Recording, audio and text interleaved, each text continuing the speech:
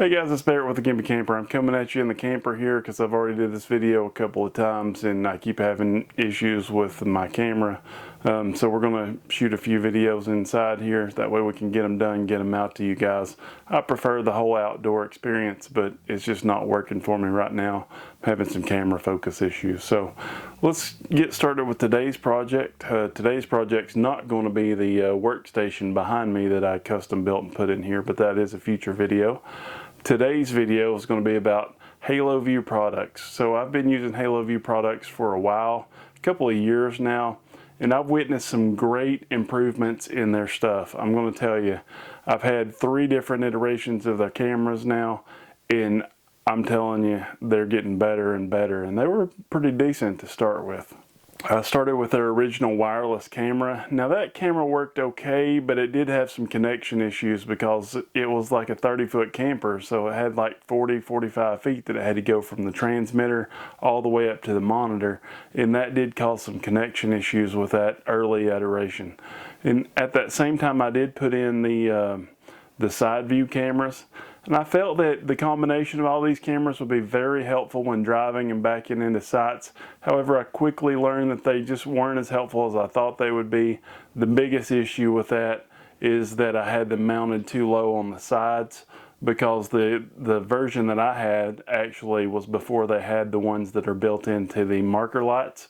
And so I put them down in the skirting in the RV, so they were lower and you didn't have a lot of depth of field there. I actually always thought they would be better if you could put them like on top of the RV, but still there's no marker lights usually on the side of the RV at the top, and so you're kind of stuck where they are. Now I will say that the vantage point where I mounted these this time, which is where the marker lights are, it is a little bit higher and it is better. And we'll get into the pros and cons of all these systems in a minute. But the next upgrade that I did is I did the Dominator rear view camera.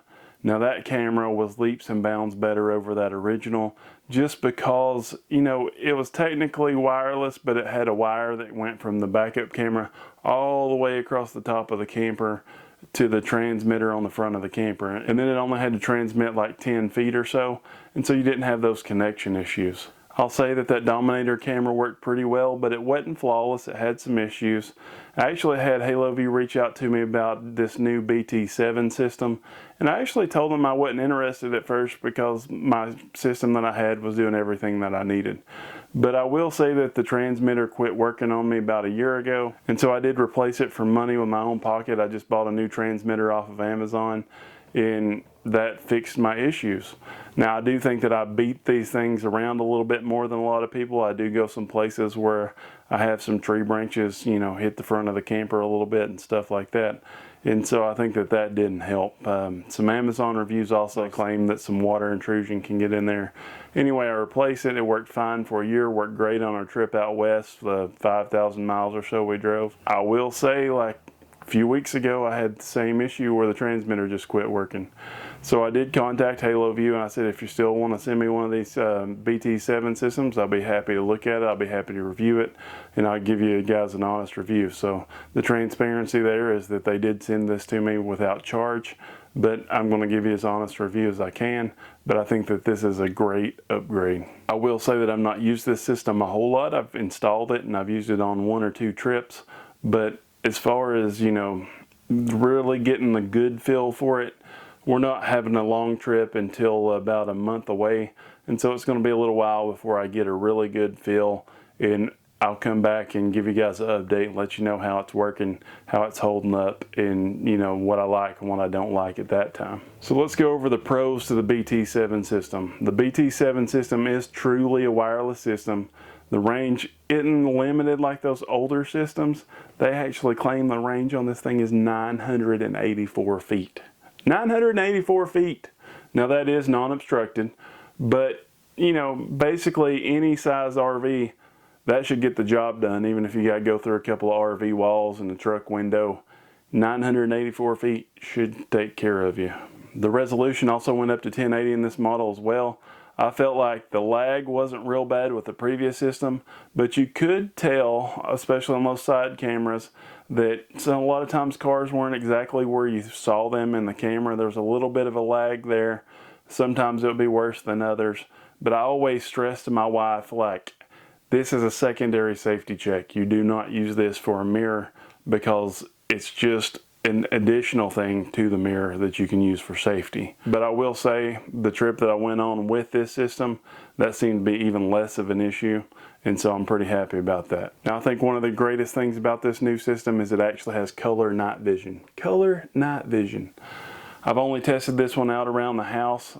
You know, I've not been driving at night so far, but from what I've seen, it does seem to do much, much better. So in my old system, I would often turn the monitor off because it would switch to black and white night vision, but every time a car would come up and the headlight would hit the camera, it would switch to like daytime mode, and then it switched back and back and back, and it was just kind of aggravating. So I would often turn it off at night, which you do, I feel, not needed as much as night, because it's a lot easier to tell when there's a car beside you or anything like that in your mirrors, because you can see their headlights really easy. So because of that, it wasn't that big of an issue, and I never even went into the settings and tried to like turn off that automatic switching mode, which, you know, I'm sure is an option in there, but I never even looked at it, so I can't complain about it too much. I will say that the BT7 system's been great compared to the older system for the whole shadow issue, because, you know, most of the time you're driving down the road, you're in this big rig, on one side or the other you got the sun, and so on the other side it's in the shade. In that older system, you know, that's one thing that I say, it's really limited on what you could see with the detail and stuff like that on that shady side. Especially if you were trying to like back into a side or see where your tires were, especially with my vantage point being a little bit lower. It just didn't work out all that well, and that's why I say that they weren't really as helpful as I thought they would be. Now this new system, I'm telling you, can see, I think it's because of the 1080 display there and the color night vision. I'm not sure how much that has to play with just the shadows, but I'm telling you, you can see a lot more detail on that dark side than you could before. I mean, it's still not 100% perfect, but it's pretty doggone close. It's also a much easier system to install now that the side cameras are made into the marker lights. I also think that it's great that the system can incorporate Haloview's advanced driver assistant devices, which that's their blind spot detection system. Did you even know they had those out? I've seen them. I think that they could be really useful, especially for people that don't have a lot of experience backing campers and stuff. It's kind of like just the blind spot detection in the newer cars these days. But if you wire that into the trigger wires on the camera, then what's going to happen is whenever a car comes up on that side, if you just have it set to like rear view, then it's going to show you that camera where that car is approaching. And I think that that could be pretty useful myself. And apparently if you have a car that comes up on both sides of you, then it's going to kind of split the screen and show you both sides. So let's talk about the cons, because no system's perfect, right? I did promise you an honest review, and I'm giving you an honest review. Now these aren't really big issues to me, and you know, it's got to be up to you, but I'm just giving you all the information that I have about the system right now. So I did connect the trigger wires to the side cameras this time. I've never done that before, but there was a little bit of interference. I've always used the combination screen. They call it the Q mode, and that way it has the rear view camera at the top, and then it splits the bottom half of the screen and shows the driver's side and the passenger side camera. And I really think that that's what's best for me, and so that's what we went back to. But I'm going to tell you about our mishap here. So I ran across a video by the channel called Jones and to Go. I'm going to have that down in the description here. Now they point out that there was some interference that they had, and they suggested using a Curt taillight converter to fix this issue, because, you know, it's supposed to separate the turn signal from the brake signal, because in a trailer wiring scenario, your turn signal and your brake lights, they're just kind of mixed together. And I don't know how all that works specifically. I know how to wire a trailer light, but it's, you know, above my grade as far as how the signal goes through to show something different. But I'm going to say that, you know, supposedly this cuts that signal out, because on the inputs, it has an input for like the left turn signal and the right turn signal on the ground, and on the outputs, it's the left turn signal, the right turn signal, and the brake light. Now, traditionally, these are meant to help you like wire in brake lights and turn signals for like tow vehicles and stuff like that. But it sounded like a good plan. It fixed their issue that they had on the channel. They had an update to that, and they did say in the comments there that they had to move the ground to the main ground to get rid of all the interference. Me personally, I was able to get it to work somewhat, and at first I didn't think it'd bother me too much, but you'd push the brake and you'd have 1 to 2 seconds most of the time of the opposite side, and then it would switch back. But it was more like when you would push the brake, it would do it real quick, and then it would go back to normal. But then sometimes when you let the brake off, it would also switch over. And so, alright, so when we push the brakes, everything works fine. And on the left turn signal, it goes to the left, but if we push the brake, it flips usually to the right and then back to the left. That time it went black. and so I ended up just cutting those trigger wires and just leaving it alone and just using the Q mode screen like I've always done. And it's working out great for me now. But I have to say, I kind of like the idea of leaving the rear view camera on, and then whenever you flip that turn signal on, just seeing what was on that side on the whole screen, and that way it's just a bigger screen, easier to see. But like I say, it's not make or break for me. I was used to doing it before without it, and so that's just what I went back to doing. Now, the only other thing for me that wasn't perfect about this system, and it's not really the system's fault, it's more of just how I mounted it, was that where the marker lights were on my particular camper, it was right in front of the propane access doors, which both open toward that same direction where the camera was. And because of that, it does impede with that propane access door opening fully. Now, that being said, I did kind of figure this out when I did the first one on the passenger side, because whenever I did it, I just took that old light off, put the new one on with the camera in the same kind of general spot, screwed it in, and let it go. But when I went to the driver's side, because I already noticed that that was an issue, I was able to scoot the camera forward just a little bit, just enough where it would still cover the pre-existing holes that were there. And because of that, it did open about 10 degrees more with the door there. But still, it's not a big deal because you can still get in there and out pretty easily. But it's just not where I would choose to put it if I could have picked anywhere. But like I say, for an easy install without a lot of issue, you're going to have to use where your marker lights already are. So let's talk about my final thoughts about the system so far. Now, like I say, I've not used this on a lot of trips so far, but I do have faith that this is a great upgrade. I will say that I like the fit and finish a lot more than the previous camera that I had, because it had to use that Furrion mounting plate. And so this gets rid of a lot of that extra, like, just blah that was on the back of the camper. And if you don't have that Furrion mounting plate to start with, you're going to have a lot cleaner install because you're not going to have to get all the sealant and stuff off from that before. I do think the quality of this product's top of the line. I like that the resolution comes through, and that helps with the shadows, and I remain hopeful that that color night vision will be more user-friendly than that previous black and white night vision. Now I'm going to go through how I actually installed the system, so if you're interested in that, stick around and watch the process. If not, thanks for watching the video up to this point. And thanks for following our journey. I am going to say that, you know, we are an Amazon affiliate, so I'm going to have a link to some of their different systems down in the description down there. Check those out. They'll be down there towards the bottom. But it's going to have a link for their blind spot detection system. I don't think that they have any combination systems with that in the camera. That one's a little bit pricey, but like I say, if you don't have a lot of experience with the trailer and you really want a little bit of extra security, I don't think it's a bad idea. And then I'm going to have one kit on there that's just the backup camera as well as the side cameras, and then I'm going to have a kit that's just the backup camera by itself. So there's going to be a few different options there. Be sure to check it out, read the reviews and stuff.